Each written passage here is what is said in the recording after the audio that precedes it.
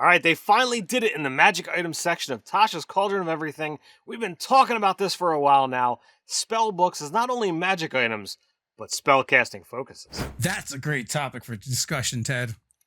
I'm Nerdarchy Ted. And I'm Narcus Dave from Nerdarchy, for nerds, by nerds. Now let's turn the page and get this video started. So, I mean, this is kind of a Tasha's video, I guess, but not really. It didn't mean to be, but I just love the fact that they added this kind of like new category of wonders item. You know, Tasha introduces 11 new magic books, 10 are magic items, 1 is an artifact, and most of them are spell books that you can use as a focus. Not only that, they range in rarity from uncommon to artifact, and two act as spell books, but they really aren't. All right, since we're going to be talking about magic spell books, I think this really ties in well with the sponsor for this particular video, and today's sponsorship is brought by Hexbound.com, by Hit Point Press, the team behind Humblewood, and Antonio D'Amico, the creator of Dragon Stew. Hexbound is a witchy supplement for 5th edition that is live on Kickstarter. Enhance your characters with new subclasses that allow you to make incredibly diverse witches. You can sling spells, brew potions, and even punch spirits into the bodies of your enemies. There's also new spells, witch familiars, backgrounds, a mobile app, and more.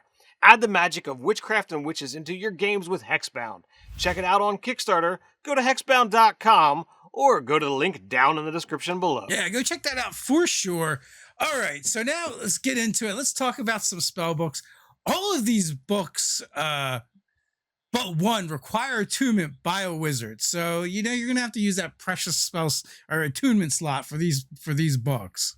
The other one does require attunement, but it can be attuned by anyone. And we're going to cover that one in its own video. So be on the lookout for that one. And oddly enough, or maybe not so oddly, I don't know, depending on how you look at it, every school of magic gets their own spell book except for one. For some reason, they didn't think Evocation deserves their own spellbook focus. Well, I think it could be possible that Evocation is so powerful that they don't need to be whipping out a book and casting magic. They go right to the spell slinging wands, rods, staves, what have you. They're about the boom, man, the boom. Maybe it's just not recommended to have a book out around all that open flame. But to kind of make up for it, one of these schools of magic actually is going to get 2. And that's going to be your Conjuration. So let me know down in the comments, why do you think they doubled down on Conjuration and they told Evocation to go take a hike? I'm curious to see what you think. What do you folks think about spell books as spell focuses? Do you like this? Do you like this kind of new category of magic item? Do you agree with this? Disagree? Let us know.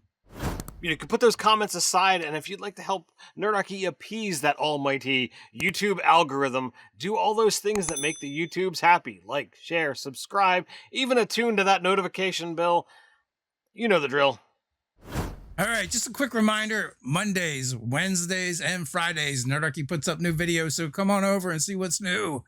With that, we're going to jump into it. So many of these books have a bunch of shared properties, so we can just like kind of cover them all together. All right, so first and foremost, as Dave kind of pointed out, they are a spell focus, which means it's going to give you a bonus to attack with spells that, you know, have attack rolls, or it's going to add to your DC for any spell that has a saving throw.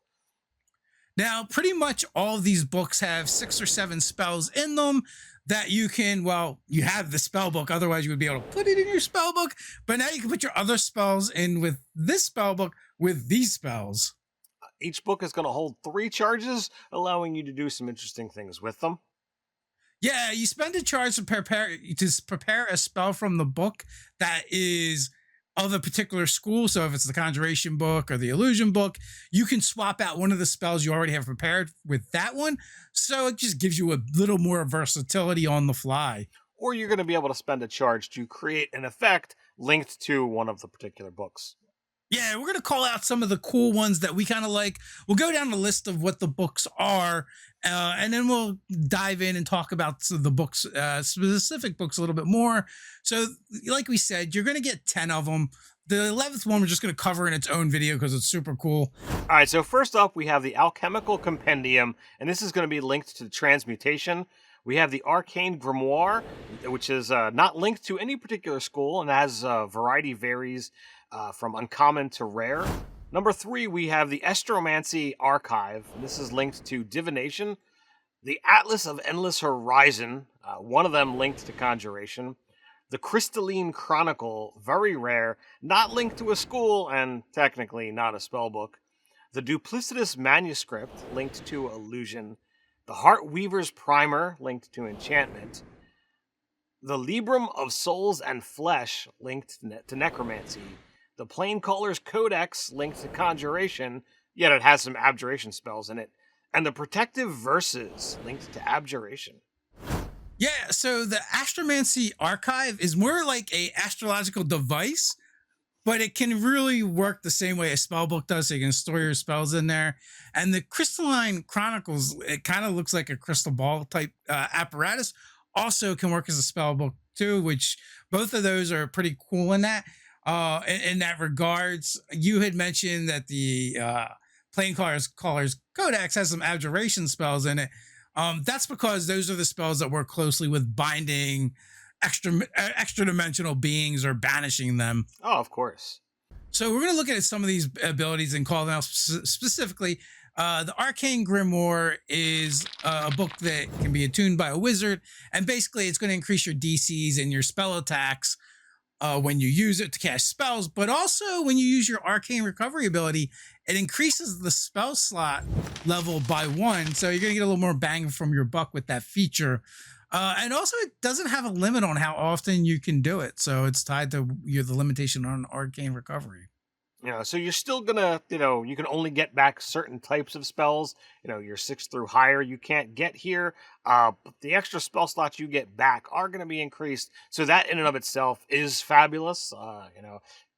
Heck, even if it's just getting an extra first level spell slot, hey, that's a detect magic or an identify that you didn't have to ritual cast. So here's a bit of I would say there might be a bone of contention here. It doesn't actually say that it caps, right? Arcane Recovery does, but this increases Arcane Recovery. So would it push you beyond the cap by 1? I don't know. That's up to you to decide in your game. I would say that it says that, the number of spell slots that you gain. I still think the limitation of, it says spell slot levels you regain increases by 1. Yeah, I think that calls out a particular mechanic. But as Dave said, if you are allowing that in your game, then so be it. I cannot make a ruling at your table. So next we're going to, move on to the Atlas of Endless Horizons. And this is one that stood out to me, not only because, my recent fondness for wizards and wizards that are particularly squishy. This one gives you a very cool ability. When you're hit by an attack, you can use your reaction to expend 1 charge to teleport up to 10 feet to an unoccupied space that you can see. If the new position is out of range of the attack, it misses you. I really like this aspect. There's some kind of video game mechanic that is looks like it's going on here, but I dig that whole thing of the wizard standing there with the book and somebody comes charging in with a a sword or an axe, and they just kind of tap the book, and as the sword kind of goes through the space where they weren't, they're now somewhere else. It's like, ah, you missed me. So it's gonna expend the attack. Even if it was a crit, it still misses. That's cool. Yeah, I mean, that's a great feature, and that's in some ways even better than Shield because you're just not there anymore. As long as you're out of reach, it works. It gets you out of dodge. And this is one of the Conjuration books, but this book, focuses specifically on, moving things around, teleporting, Misty Step, Dimension Door, that aspect of the Conjuration School of Magic. All right, so the next thing we're going to look up is the Duplicitous Manuscript. And this one has a pretty big comedic value. Dave thinks that there are some connections to Critical Role, and I might not, think that's too far from the mark. But in the flavor text, to you, this book is a magical spell book. To anyone else, this book appears to be a volume of verbose romance fiction. As an action, you can change the book's appearance and alter the plot of the romance. This kind of implies that there's actually a romance book here to read as well.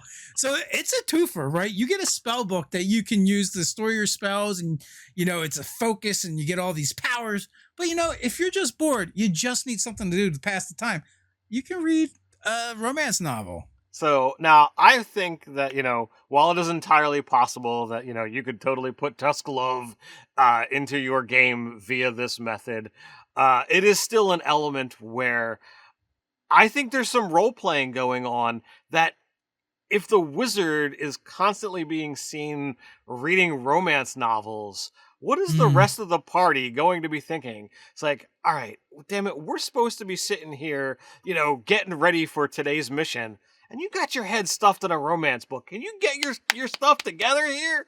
I think there could be no end of hilarity to using this book. I'm like, hey, it's really cool, but I just can't take my eyes off the page. Yeah, I mean, it's definitely a cool thing that we wanted to call out for sure.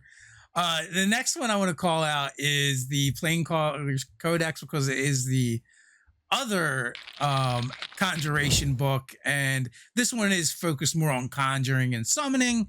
And the ability you can spend your charge on is when you cast a conjuration spell that summons or creates one creature, you can expend one charge to grant that creature advantage on attack rolls for a minute. So I think that's pretty strong, especially if you're summoning a powerful creature that's now getting advantage for basically the duration it's going to be here, or at least for the duration of an encounter or combat.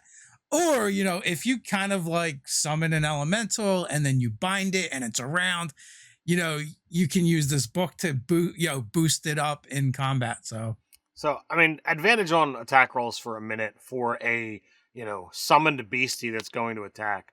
I think this is fabulous. I think the only limitations with these books is the fact that it only has 3 charges, so you're going to have to use them sparingly. But all in all, the flavor of these things is a lot of fun. The humor in the way a lot of these things are written, the spells that they come with, they're all fabulous. Any spellcaster, I think, would be quite happy to get any of them. Although, they might have their favorites based on, individual preferences. Yeah, definitely not disappointed by any of them. All the abilities I enjoy. The ability to swap out a spell as an action can be super useful in a clutch moment. And obviously, it's just very thematic and cool to see the wizard like reading from his book and wielding magic on the battlefield or wherever you may happen to be. Unless, he pulls out the book and you guys are all sitting there fighting these, dire monsters, and it looks like he's looking at a romance book. Yeah, there's that as well. And there's no reason why you couldn't upgrade these books to make them have a bonus. Like if you wanted to make a special one for the wizard in your life, you could give them one with a +1 to +3 bonus like some of the others have. Obviously this is going to take it up to probably a legendary item. But all in all, that's definitely a lot of fun. I like taking magic items that have already gotten started and then saying, I'm going to tailor this to, the particular players in my games. You've got the ability, as Dave says, to add in mechanical bonuses, alter the spells, add spells, any kind of magic spell book. I always love the ability of, being able to take a spell scroll and add it to the book, where the book actually not only has that spell in it, but it literally absorbs the parchment. So there's another page or pages in the book to compensate for that spell. So I dig all of that. Hey, if you like this video, here's another video where we did a magic spellbook before it was cool. D&D Magic Items Tome of Holding for the wizard in your life. Hey, if you would like to help support Nerdarchy to keep making videos like this one, you might want to head over and become one of our patrons. As a thank you, you'll receive monthly 5e content for players and DMs alike, a chance to game with us, and more. So until next time, stay nerdy.